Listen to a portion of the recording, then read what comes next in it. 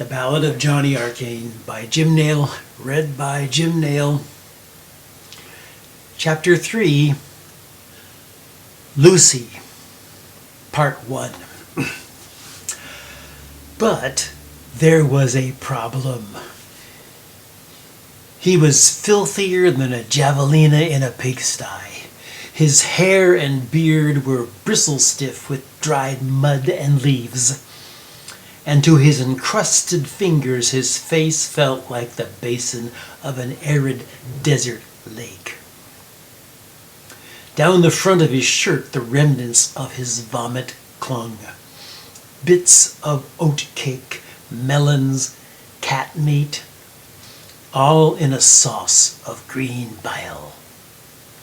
His pant legs were glued to his skin with dried feces. He must have reeked like a skunk, but he couldn't smell it. He only knew that if he met a stranger on the road, they would flee in revulsion, even before they saw him. The trail-side creek bed was too shallow to scoop. He had to bathe. Night fell. He slept briefly in a spinney of blackthorns and woke to the sound of music. In his dreams it was a mosquito, but the melodies were so lovely that he sat up suddenly and opened his eyes to moonbeams streaming through branches and fireflies in the underbrush. It was a fiddle for sure, but far away. The tunes were haunting and wholly unfamiliar. He got up at once, threw on his pack, and started down the path. The moon guided him, and soon there was another light. A golden glow moving in and out of the trees. He stood before a building like none he had ever seen before. First he saw the fires. 4 enormous iron furnaces stood against a backdrop of trees. Orange flames danced in the chambers, and smoke rose from the stacks. Around them wound a maze of pipes and steaming cauldrons. The building itself was old board in a bungalow style, broad steps leading up to a porch, lit with a string of colored globes. Johnny couldn't identify the source of the illumination. Wherever there was wood, it was carved or painted. The ceiling of the porch was a dazzlement of color, sun spires and spirals, faces, winged creatures, starbursts, spiders, smiling moon crescents, ringed orbs. Lattice work framed the porch, each slat painted a different color. The partitions leaned inward under the weight of honeysuckle vines.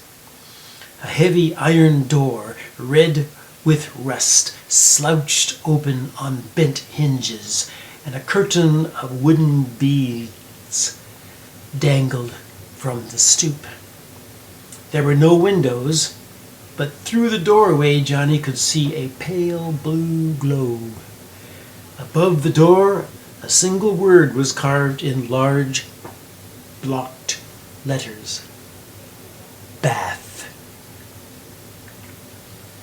On the porch, seated on a high-backed chair, plush with colored cushions, a plump man was drowsing.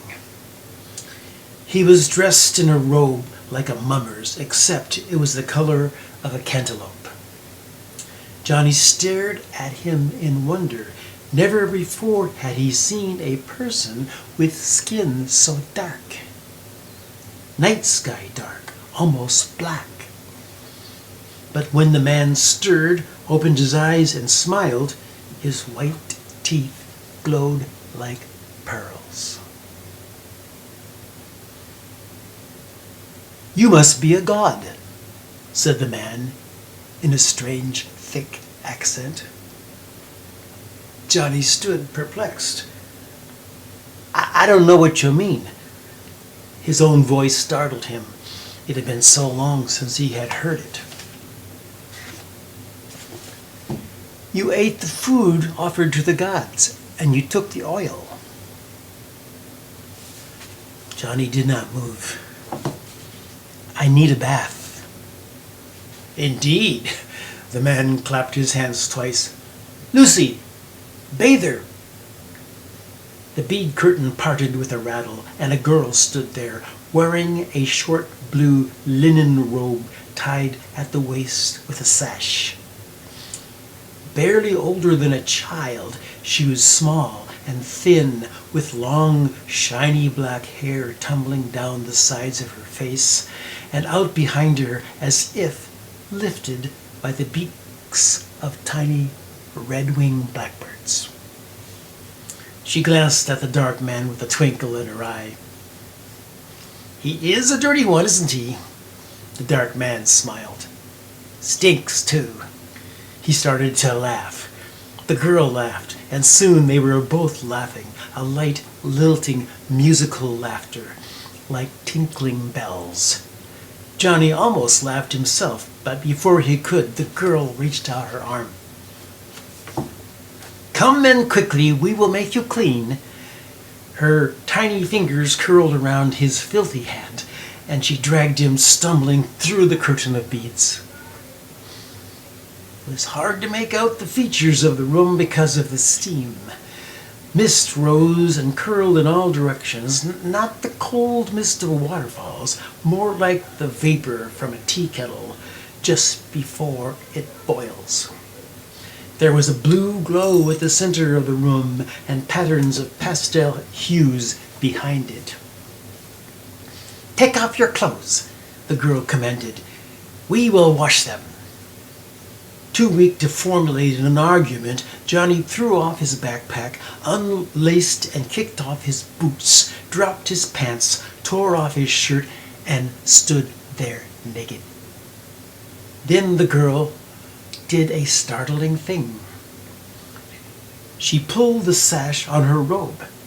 It fell to the floor, and she too stood there, naked, before him. We'll have to rinse you first. You're too dirty for the pool. She guided him to the far end of the room where something like a mountain aqueduct jutted from the wall and poured a cascade of water onto a jumble of rocks. The rocks were dotted with candles, some burning, some extinguished, and a curvature of molten wax poured over them like flowstone from a cave. Quickly, get under. Breathe deeply. It's cold. Indeed, it was cold. Johnny gasped as the water dashed over him. It almost knocked him down with its weight. The girl jumped in beside him. She had some kind of sponge in her hand, and she covered his body with fragrant lather, all the while singing a quick little song. Begone, begone, the mud of sorrow. Begone, begone, the filth of sorrow. Begone, begone, the stink of sorrow. Come on, into the pool, be clean. Then she thrust him out of the water with such force that he landed on his back on what turned out to be soft, matted floor. Not clean yet, Mr. Stinky Beard. Come on, into the pool. The waters of the pool were hot. They made him gasp even more than the cold from the shower. But quite soon he found himself surrendering to the deep massage of the currents. The girl slipped in after him. She did not approach him, but swam circles around her. Stinky Beard, go under. He sank beneath the surface. Everywhere there was a pale blue glow. He swam to the bottom and ran his fingers along the smooth tiles, but he could not locate the source of the light. The water itself seemed to be lit. Out of the pool, she put her robe back on. It clung to the contours of her body like a second skin. She helped him out, handed him a similar robe, and led him to a mound of cushions where a dark green bottle stood on a low table. From the bottle she poured something fragrant into the palm of her hand, pungent like juniper, yet sweet like honey. On the cushion she straddled him and began applying the oil to his hair, his face, his neck. She slipped the robe off his shoulders and massaged his arms, his chest. She ran her fingers down his belly. Johnny clutched the crumpled robe to his lap in embarrassment, for now the shaft of his sex was iron hard and throbbing. "What do you have there, Mr. Smelly Beard? Let me see." She pulled away the robe and giggled teasingly. "Ah, what I thought. We can take care of that." Helpless to the moment, Johnny surrendered to her oiled fingers as they drew from him, slowly, stroke by stroke, a pleasure he had never, ever imagined. Some time later, he felt himself rising from something that was not quite sleep, more like a waking dream. There was a candle flickering and something was rustling in his hair. Fingers. Lucy's fingers. She was leaning over him, sifting through his locks, smiling at him, a playful smile. "Haven't you ever done that to yourself before?" she asked. He sat up suddenly and looked around. He was still on the cushions. In the distance, the pool performed its pale blue dance. "I never knew I could," he said in astonishment. Lucy giggled. "Ha!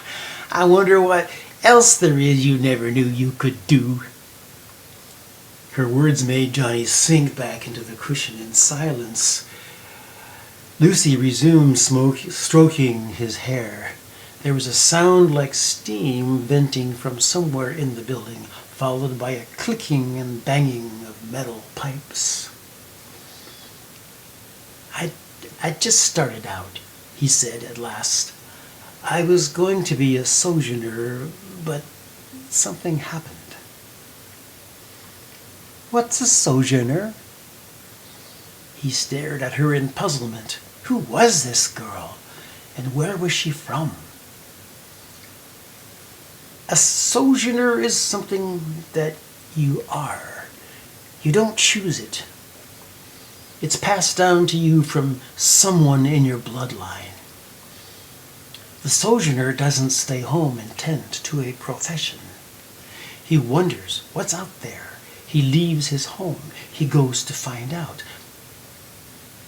But the first thing I found out was how alone I was. I completely cut off from people. I couldn't be with them. So I escaped into the forest. I got lost. I fell. I drank poison water. I got sick. And then, when I got well, I came here." Her smile became suddenly knowing. "There's more to it than that. You're forgetting. You ate the food offered to the gods, and you took the oil. Then, later, you were fed by one of the creatures. If those things had not happened, you wouldn't have come to me." "But who are you?" "I'm Lucy. I'm not important. I'm just a bather." "But then, who is the man? The man at the door?" "Oh, that's Bow Wow. He builds the altars and commands the creatures. He knew you were coming. Bow Wow knows everything. He is a seer. Listen, do you hear that?" Johnny listened. He heard many things. There was a soft, continuous humming. No, there was more than one. There were harmonies and dissonances between them. There was an occasional sibilance like air escaping from a reed. In the distance, the cascade from the aqueduct plashed, and he heard small waves lapping at the rim of the pool. It's raining. I hear it on the roof. Stay with us, Johnny, until the rain stops. We can teach you things to make you a better, what do you call it? Sojourner. Sojourner, yes. We can give you back your voice. He felt a desire to weep, and tears filled his eyes. When had he lost his voice? Was it back on the road when the messenger told him of the lonely lot this life had dealt him? Or was it before that? Perhaps he was born without a voice. He imagined all the elements of his being flying together from all directions to converge upon the place where he was to be born. But his voice lost its way and didn't make it in time, and now it was hovering somewhere, perhaps over this very bathhouse, and it was about to descend at last into his throat and complete the process of his birthing.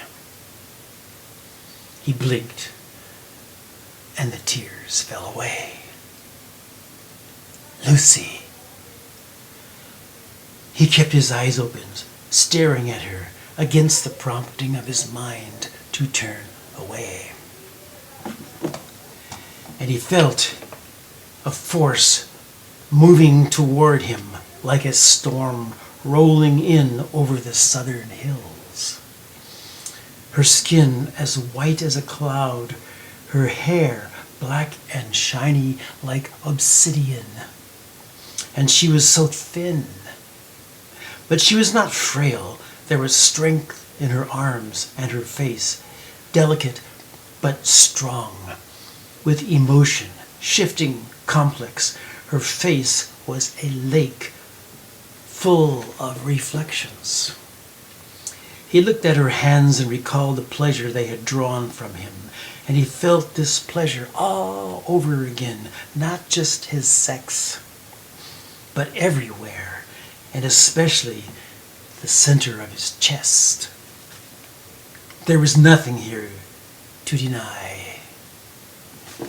There was only surrender.